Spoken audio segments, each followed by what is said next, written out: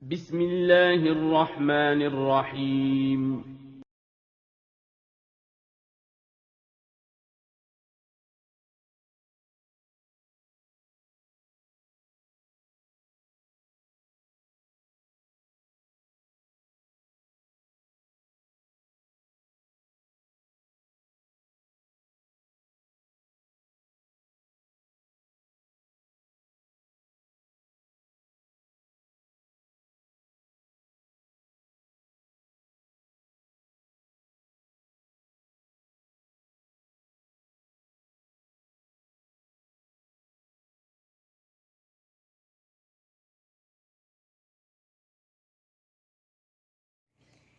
Bismillahirrahmanirrahim.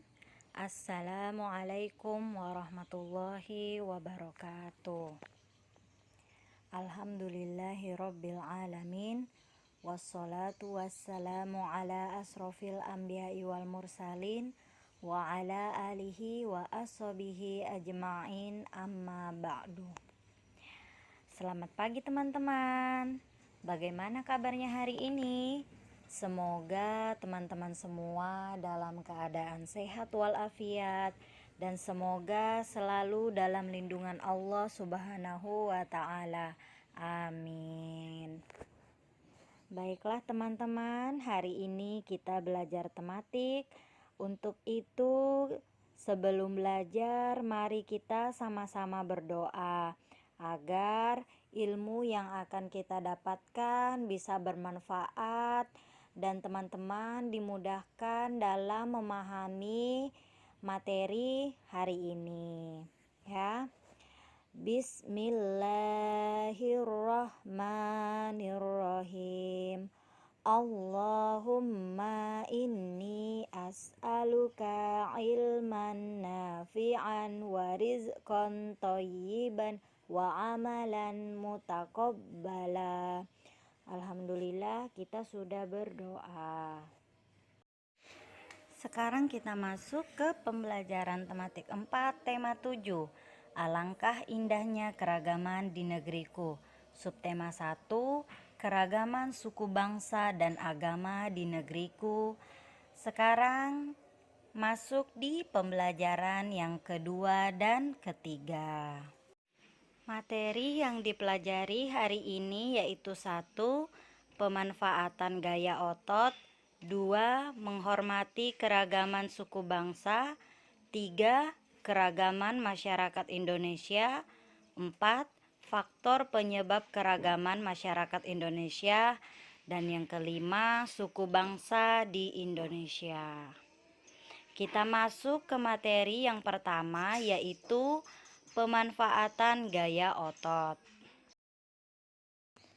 Gaya otot biasanya melibatkan otot kaki dan tangan. Gerakan melangkahkan kaki juga termasuk gaya otot yang menyebabkan tubuh berpindah tempat. Dengan memanfaatkan gaya otot, kita dapat memindahkan benda-benda ringan dengan mudah. Contohnya, kita memindahkan buku, tas, dan benda-benda yang lain. Menggerakkan tubuh, melatih dan membentuk tubuh juga termasuk dalam pemanfaatan gaya otot. Sekarang lihat ibu yang sedang membuat adonan kue. Selain tanah liat dan plastisin, adonan kue juga mudah diubah bentuknya. Itulah sebabnya ada beraneka bentuk. Nah, apakah manfaat gaya otot terhadap adonan kue tersebut? Nah, manfaatnya yaitu membentuk benda atau membentuk kue menjadi beraneka ragam bentuk. Teman-teman, perhatikan tabel berikut. Gaya otot sangat bermanfaat dalam kehidupan sehari-hari. Tuliskan contoh-contoh pemanfaatan gaya otot yang kalian temui dalam kehidupan sehari-hari. Tuliskan dalam bentuk tabel seperti berikut. Contohnya nomor 1, manfaat membentuk benda. Contoh kegiatan, ibu membuat kue donat. Contoh yang kedua, manfaat Melatih otot agar lebih besar dan kuat. Contoh kegiatannya yaitu mengangkat barbel. Begitupun seterusnya ya. Nah, sekarang kita lanjut ke materi yang kedua, yaitu menghormati keragaman suku bangsa. Keragaman suku bangsa yang dimiliki negara Indonesia merupakan suatu anugerah dari Allah Subhanahu wa Ta'ala. Keragaman suku bangsa merupakan kekayaan bangsa Indonesia. Oleh karena itu, kalian harus selalu mensyukurinya. Perbedaan yang ada tidak boleh menjadikan perpecahan. Perbedaan yang ada hendaknya menyatukan kita. Beragamnya suku bangsa di Indonesia menjadikan negara Indonesia sangat kaya akan budaya, adat istiadat, dan kebiasaan. Suku bangsa adalah bagian dari suatu bangsa. Suku bangsa mempunyai ciri-ciri mendasar tertentu. Ciri-ciri itu biasanya berkaitan dengan asal-usul dan kebudayaan. Ada beberapa ciri yang dapat digunakan untuk mengenal suatu suku bangsa, yaitu ciri fisik, bahasa, adat istiadat, dan kesenian yang sama. Contoh ciri fisik antara lain warna kulit, rambut, wajah, dan bentuk badan. Ciri-ciri inilah yang membedakan satu suku bangsa dengan suku bangsa lainnya. Suku bangsa merupakan kumpulan kerabat atau keluarga luas. Mereka percaya bahwa mereka berasal dari keturunan yang sama. Mereka juga merasa sebagai satu golongan. Dalam kehidupan sehari-hari, mereka mempunyai bahasa dan adat istiadat sendiri yang berasal dari nenek moyang mereka. Bagaimana kita bisa bersikap menghormati keragaman suku bangsa yang ada di tanah air? Kita bisa mengembangkan sikap seperti berikut ini. 1. Menerima suku-suku bangsa lain dalam pergaulan sehari-hari. Dalam pergaulan di masyarakat, kita tidak hanya bertemu orang satu suku bangsa. Kedua, menambah pengetahuan kita tentang suku-suku lain. Mempelajari suku bangsa lain tidak harus datang ke daerah tempat tinggal mereka. Dan yang ketiga, tidak menjelek-jelekan, menghina, dan merendahkan suku-suku bangsa lain. Manusia diciptakan Allah Subhanahu wa Ta'ala dengan harkat dan martabat yang sama. Keragaman suku bangsa merupakan kenyataan bangsa kita. Inilah kekayaan bangsa kita. Kita tidak boleh hanya membanggakan suku bangsa sendiri dan merendahkan suku bangsa lain. Kalau kita tidak menghormati keanekaragaman suku bangsa, tidak akan tercipta kedamaian dalam hidup bersama. Materi yang ketiga yaitu keragaman masyarakat Indonesia. Keragaman suku bangsa merupakan salah satu kekayaan bangsa Indonesia yang harus selalu kita syukuri. Dari Sabang sampai Merauke, ada ribuan suku bangsa. Keberadaan suku bangsa tersebut harus kita terima sebagai anugerah dari Allah Subhanahu wa Ta'ala. Wujud dari rasa mensyukuri keberagaman tersebut adalah selalu menjaga kesatuan dan persatuan antar sesama suku bangsa yang ada di Indonesia.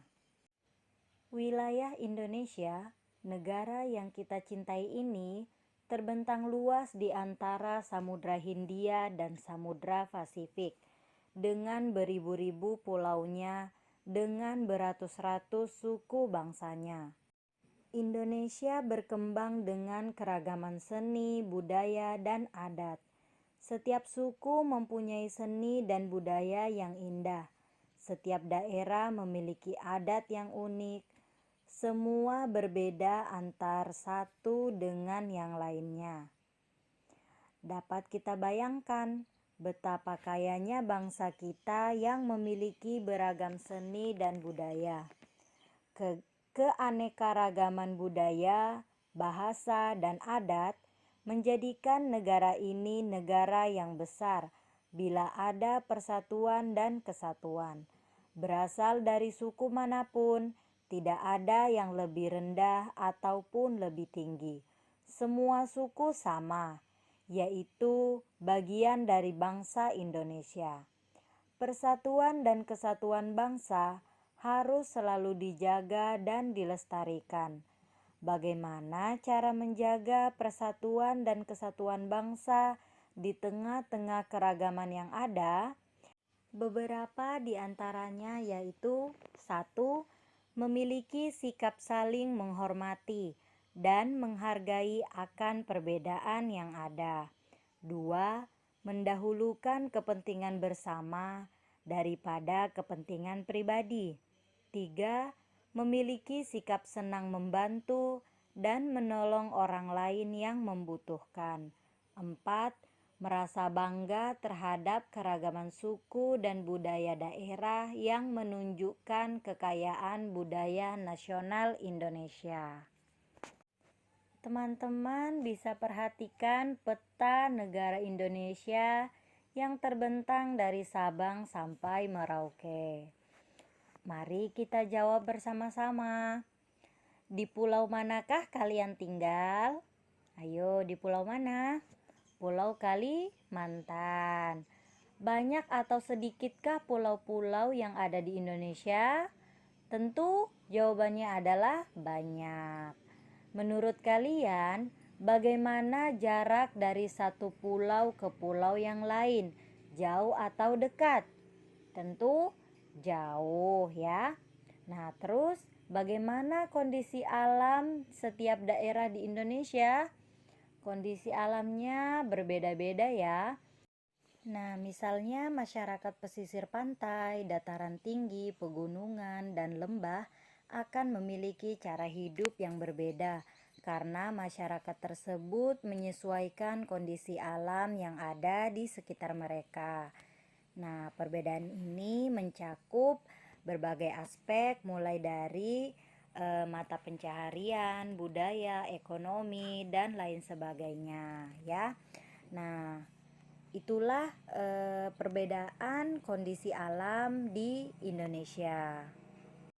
Lalu, samakah kondisi penduduk di seluruh wilayah Indonesia? Nah, tentu tidak sama ya. Ada daerah yang penduduknya padat dan ada yang di daerah penduduknya tidak padat, sesuai dengan kondisi yang ada di suatu daerah tersebut ya. Kurang lebih seperti itu ya teman-teman. Insya Allah bisa dipahami. Materi yang keempat yaitu faktor penyebab keragaman masyarakat Indonesia. Keragaman yang ada di Indonesia bisa menjadi kekayaan bangsa Indonesia dan potensi bangsa. Keragaman masyarakat Indonesia disebabkan oleh hal-hal berikut. 1. Letak strategis wilayah Indonesia. Indonesia termasuk sebagai salah satu negara yang strategis karena terletak di antara dua samudra, yakni Samudra Hindia dan Samudra Pasifik, dan juga dua benua, yakni benua Asia dan benua Australia. Karena letaknya yang sangat strategis, hal ini juga memudahkan Indonesia dalam hal perdagangan antar negara atau perdagangan internasional. Para pedagang dari berbagai negara datang ke Indonesia. Mereka membawa agama, adat istiadat, dan kebudayaan dari negaranya. Banyak pendatang menyebarkan agama, adat istiadat, dan kebudayaan negaranya, baik dengan sengaja maupun tidak sengaja. Yang kedua, kondisi negara kepulauan. Indonesia merupakan negara kesatuan yang memiliki beribu-ribu pulau yang dipisahkan oleh selat dan laut. Banyaknya pulau di Indonesia menyebabkan penduduk yang menempati satu pulau atau sebagian pulau tumbuh menjadi kesatuan suku bangsa. Tiap-tiap suku bangsa memiliki budaya sendiri. Oleh karena itu, di Indonesia banyak suku bangsa dengan budaya yang berbeda-beda. 3. Perbedaan kondisi alam. Kondisi dan keadaan alam tiap daerah dan tiap pulau di Indonesia tidaklah sama. Masyarakat pesisir pantai, dataran tinggi, dataran rendah, pegunungan, dan lembah akan memiliki cara hidup yang berbeda karena masyarakat tersebut menyesuaikan kondisi alam yang terjadi di sekitar mereka. Perbedaan ini mencakup berbagai aspek, mulai dari ekonomi, mata pencaharian, budaya, dan lain sebagainya. Kehidupan masyarakat pantai berbeda dengan kehidupan masyarakat pegunungan. Masyarakat pantai lebih banyak memanfaatkan laut untuk mempertahankan hidupnya, yaitu dengan menjadi nelayan. Sebaliknya, masyarakat yang tinggal di lereng pegunungan memiliki upaya sendiri untuk mempertahankan hidupnya.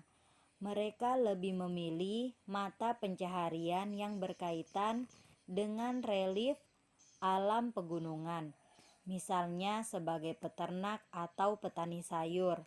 Adapun masyarakat kota cenderung untuk membuka usaha, bekerja di kantor, atau bekerja di pabrik.